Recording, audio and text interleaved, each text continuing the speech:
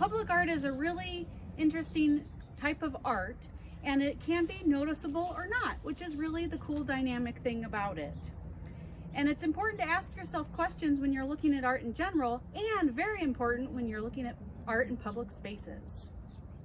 The more you learn about the piece and the artist, the more you learn about and understand what the piece is about. So today, when we're on our tour, ask yourself these questions. What is the art doing in this location? How does it relate to the art? What is the artist's past experiences and knowledge? What inspired the artist? What does the art make you wonder? What perspective do you like better? Does it change by seasons and daytime to nighttime? What were the materials used? How was it created? How did the art even get here? Is it permanent or temporary? Are you supposed to interact with it? And does it refer to the community or the space around you? This is Pier 56 by artist Roger Squirrel. You can see more information about this piece on the placard near the piece. You can also look for them near other works of art. They may not always be next to the piece, so always keep your eye out for more information about the piece.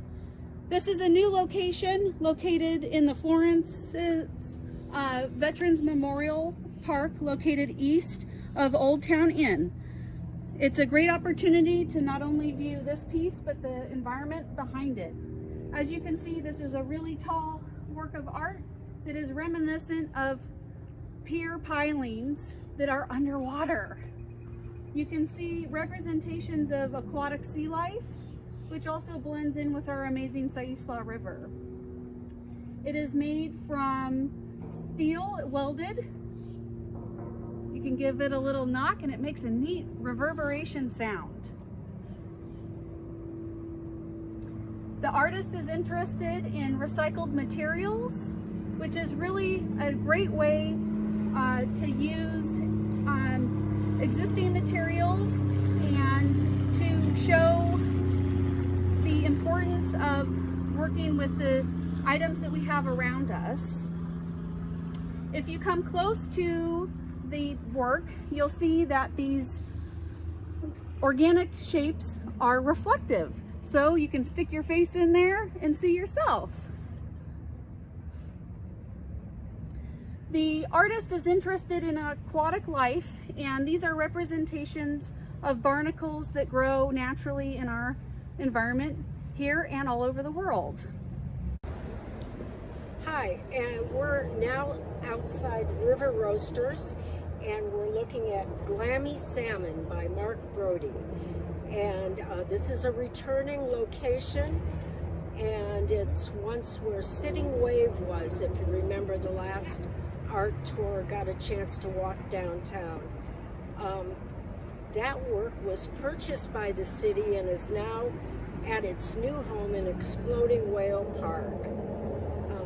We're at the west end of Bay Street, and the base for this location is located approximately 2 feet west of the end of River Roasters Coffee Company patio, near the picturesque tree stump that has been repurposed as a colorful flower planter. The vista point for the Siuslaw River Bridge will be visible from this installation spot. It's about 26 inches high on metal posts, and it's a pretty small piece, but it's a great fit for this location. It's a good piece to complement the bridge and the river, and it's a smaller sculpture. It's also a mosaic. And what do you think? Do you think this piece fits in the environment? You know, at times you may see actual salmon jumping in the river in the background. And how do you think that the piece reflects on what you see in the river?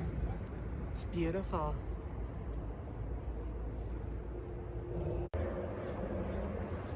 This artist is named Kirk Cease, and he appreciates the vulnerability and inspiration of public art. He writes in an open love letter to public art, "You are out there in the wild, unapologetic, yet vulnerable for everyone to see. You must be strong and durable, able to withstand all types of weather, public scrutiny, and the test of time. You invite discussion and bring the world of visual arts to people's everyday lives." So make sure that you have a good discussion with your fellow artists and colleagues around this art and what it means to you. This piece, we felt, added a perfect splash of color to the area, especially in the cooler seasons. It doesn't detract from the surroundings, and it will photograph well, marrying the historic Sayus Law Bridge with a new abstract art piece. So you may have to walk around a little bit to find the angle of the photograph that you like.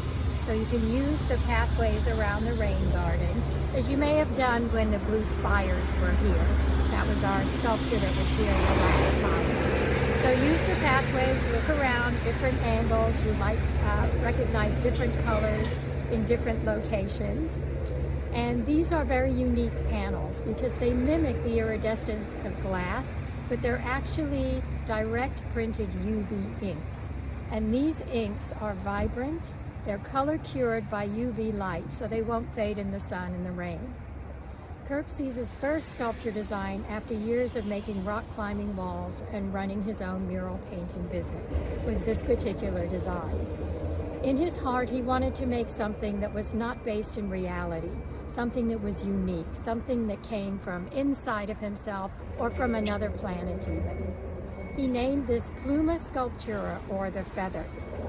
It seems to ruffle and blow in the breeze as it stands still. The artist has been invited to display this creation in 31 out of 50 states since 2019. So we are very honored to have this piece here in Florence. Right now we're located at the east side of the Interpretive Center in Old Town, and I am standing next to a new piece called Fossil 3 by Milo White and Lynn McJunkin.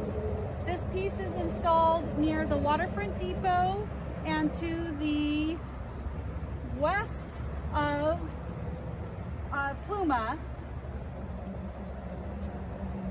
This piece is framed by the walkways here, with a great view of this amazing tree and some of the bridge in the background. This piece is really unique because it is not on the ground, it is lifted onto a pedestal and it starts its flow. It is made from steel, powder-coated steel, with cast glass inserts in the shape of honeycombs. As you can see, there are transparent spots here with no glass, as well as some transparent glass with some dichroic glass and different varying colors within the piece. So it is really fun to be able to look and see how unique each of these cast glass pieces are within the piece and how they relate to the empty spots. As you rotate around, you can see that these glass pieces are really thick. So they're like 3 times as thick as your normal window panes at home. You can see this beautiful flow mimics the flow of the river, as well as waves. Be sure to make sure that you look through there and see what you see, and pull back and see what you see. What questions does it make you think of? I'm wondering, wow, this looks a lot like honeycomb that bees live in. And what is the relationship with the artist and bees and colonies and community? We're at Gazebo Park Plaza, and we're looking at Loki, Sockeye, Salmon by Judd Turner. Judd Turner is from Eugene, so we have a regional artist that's participating this time. This is a returning location, and it's about 8 feet from the western edge of the brickwork and located behind a railing and in front of a large shrubbery. It's mainly seen from the plaza area. Because it's behind a railing and in with the foliage, you can't really get close to it.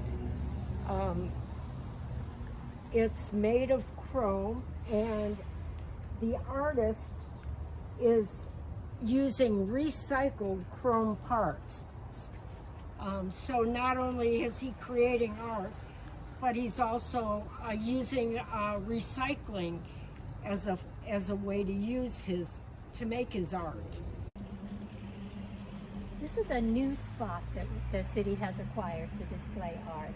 This is tucked into Gazebo Park, which is named for the gazebo in the background. So this is a surprise if you're coming off of Bay Street east towards the river and you make the first turn, you will find this beautiful knockout anchor feature. It's a pop of warm colors. Our artist is Mark Brody, who was also the artist for Glammy Salmon up at River Roasters. Mark Brody has 20 years of experience working in the art of mosaic, glass, and stone. And he was influenced by a trip that he took to Italy, to a place called Ravenna, where he marveled at 1,700-year-old mosaics and the Byzantine ceilings, which are archways. So he has a little bit of a European flair as well as a United States flair, and he puts a lot of love into his pieces. You may want to touch this gently. You can see that this is sort of a fire, reminiscent of flames shooting out, and a golden sun in the center, and all these different colors and textures. It's a little raised here and then flat here.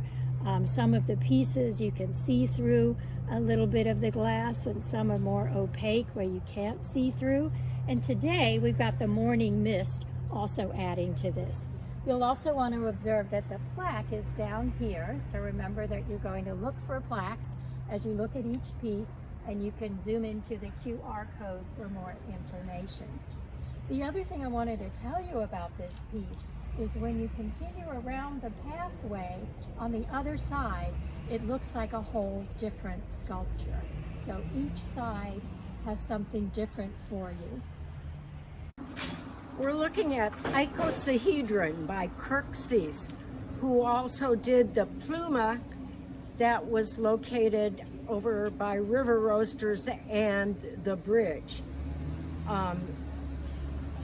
He's, like I said, same artist as did the feather at the Interpretive Center. You can cut that. This is located right at the entrance of Maple Street, where also public restrooms are available.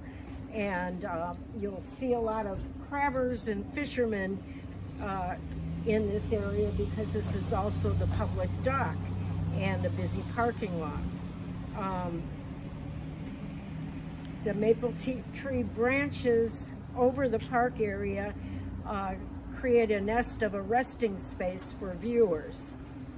There's pink flowers here in the spring and full foliage in the summer month, and here at this present time we're starting to lose our flowers. This is a 7-foot high piece, and it's weatherproofed, and it's assembled into shape with designs printed directly on the surface. What's fun is this is also touchable. Ooh, that's fun. All right, students, it's Ms. Mackenzie, your K-12 district teacher librarian. Thank you for coming along with us on another virtual field trip. I still want to show you one last piece of artwork from that walking tour.